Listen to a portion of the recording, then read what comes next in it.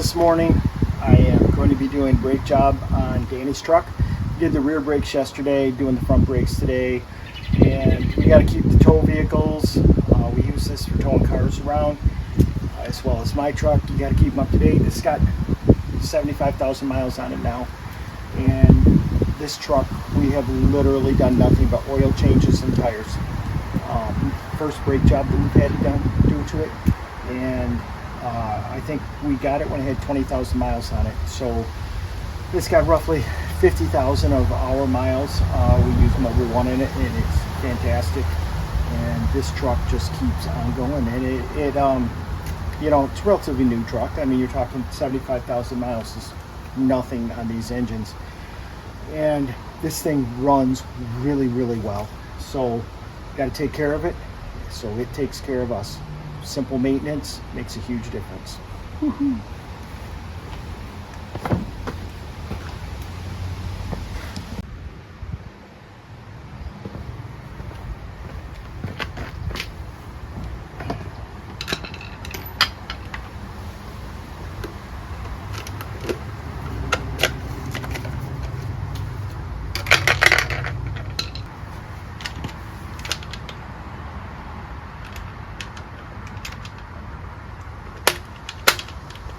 Milwaukee, one small drawback, I don't have batteries.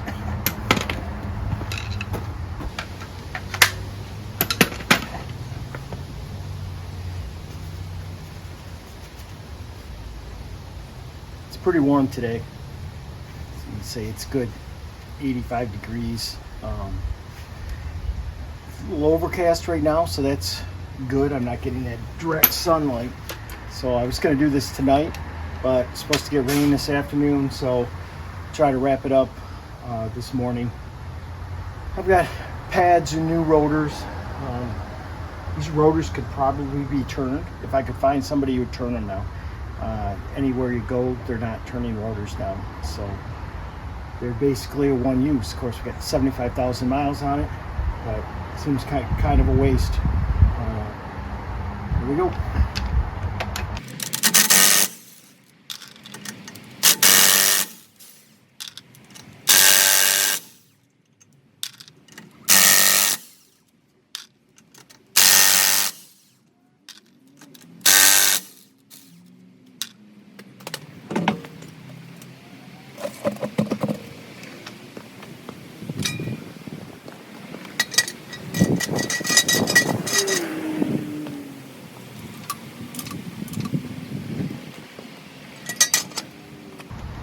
I'm not going under it, but safety. First step is to remove the two bolts that hold the slider pins on the calipers and draw the calipers right up. Real easy to do. And then you can get it where the brake pads. So pull those out, pull the caliper up, set it up out of the way. Now we can get those brake pads out of there.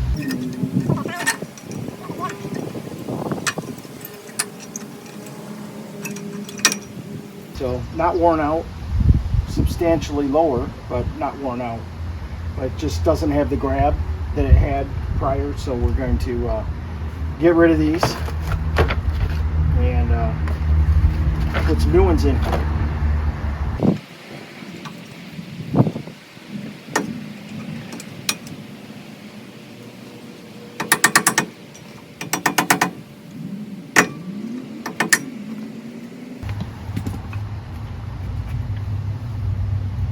So you can see it's got grooves in there. So that's rust on the rotor, which is the reason we're changing the rotors. So got that one loose. Now I'm going to take these pins out of here and make sure they're all good and lubed. And they are. They're free, all lubed up. No issue there, so I'll put those back in. Same thing on the bottom one. Perfectly lubed up. Good sliding. That's a problem if they don't get that way. So Everything looks good here. Now I'll take the retaining bracket off.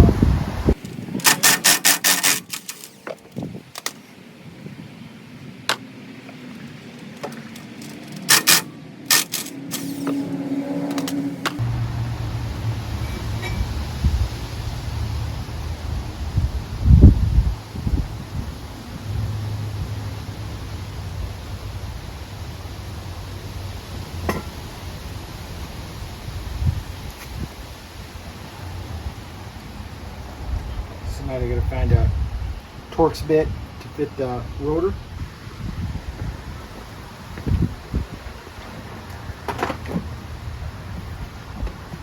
Alright, so got my Torx bit, got my impact, get that out of this rotor so I can pull this rotor off. Then we'll go at squeezing the caliper and getting the brakes, the calipers returned. When you do that, don't forget to go in to the master cylinder, take the cap off so the pressure will relieve, and let the fluid go back into the master. If you don't do that, you build up all kinds of pressure, and it just is a pain in the ass. Everything leaks all over it. So make sure you do that, relieve it. Keep the pressure off that. You know, if you got to put a zip tie on it or whatever you got to do, but just make sure you keep the pressure off the hose going to the brake line. So let's try to get this off and see if this thing is going to give me trouble or if it's going to come loose. Slick. So put that in the box so we don't lose it. You can see the rust in the back of the rotor. That's what was digging into that pad, and we could feel it when we were driving down the road to give you a kind of a rough feeling. Plus we're losing braking effective force there. So it was time for a brake job, even though it wasn't completely worn out. It was definitely losing efficiency, so it's time to get a new one.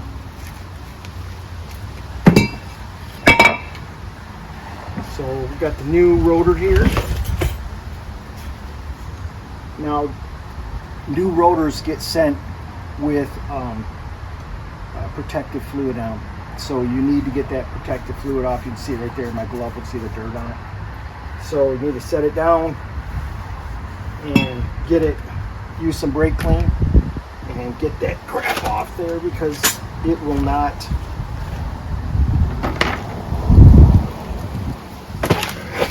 bed into the pads with that crap on it. So when I get it's just like putting grease on your brakes, doesn't work. So get down in here, we get this all cleaned off. Got some crap there.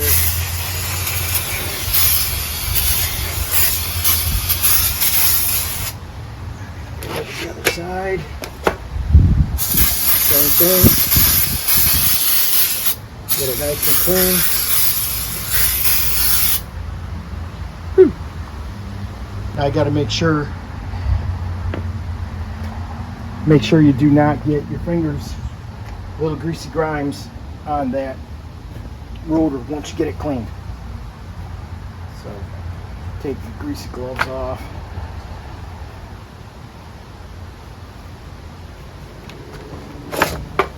Stick it back up here. Line it up so that the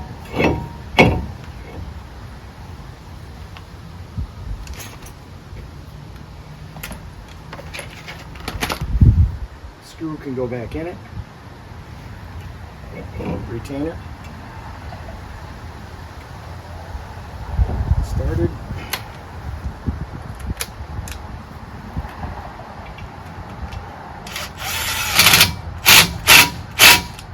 Couple good bumps. It's going nowhere. So now we got to get everything back together, and we'll do the brake caliper last.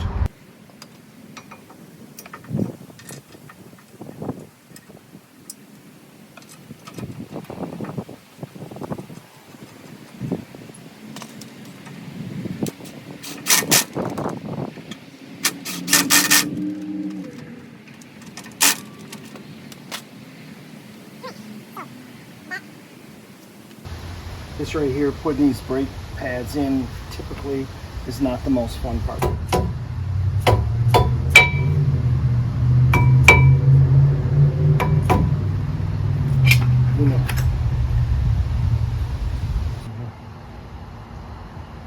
Okay, so just squeeze that in there. And if you have resistance, like they don't feel like they want to go in, you got a frozen caliper, so you don't want to do that. So I mean, I'm just using finger pressure, and basically put some pressure on it, give it a second for the fluid to go back in, put some more pressure, give it a second, more pressure, and then take it all the way back in there so it's all the way seated, flush. So I put a old brake pad in here, I inverted it, and then use that so I could press both pistons at the same time.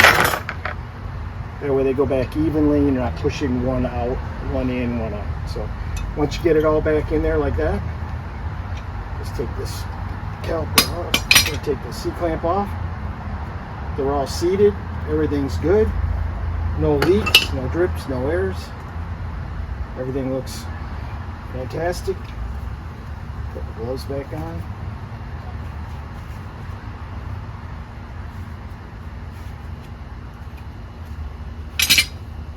Now these are back farther than they would be when you engage them out to the pads. So you'll notice that it's bunched up here a little bit on the rubbers, but they're not. Nothing wrong with that.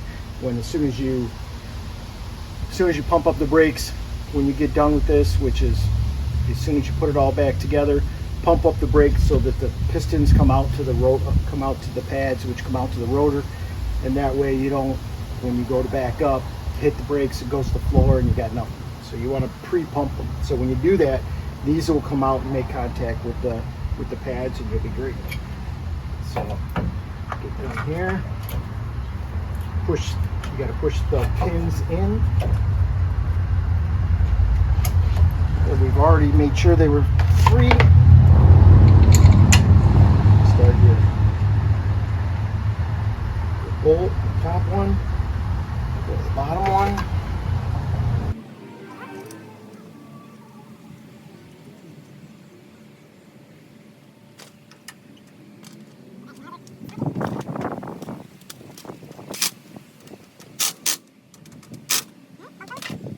This side, good to go. Oh, so one thing you want to make sure you do, repeat on the other side. It's the exact same thing I'm doing on here over there, so there's no sense me filming it again. So thanks for joining me, and thank you everybody who's been subscribing and getting all the views. I really appreciate it. You guys are helping me with my channel build. I know this isn't a custom change, but it is something that we all have to do, so I'm glad you were here to join me for this, and I appreciate it. So until next time, have a good one. So working on this truck, it's a 2013 Silverado. It's a basic truck. There's really nothing fancy about it except for this right here. What is this? This is an L33 motor in this truck. It's got 75,000 on it. But I mean, look at it. It's not rusted. It's clean. The thing has never been touched. I mean, and that's the way we want to keep it. So that's why we do our maintenance on it.